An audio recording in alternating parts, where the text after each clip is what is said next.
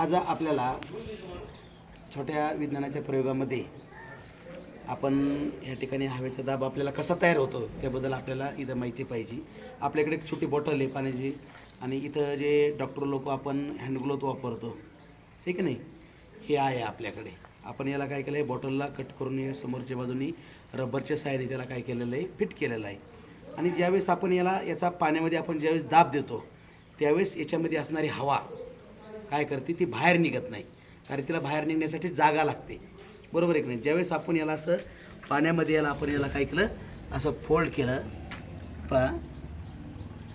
तर ती हवा आतमध्ये आहे, तिला बाहेर निघण्यासाठी काही नाही, जागा नाही. जेवढी आपली बॉटल होती तेवढ्या बॉटलमध्ये सुद्धा काय आहे, ती हवा आहे.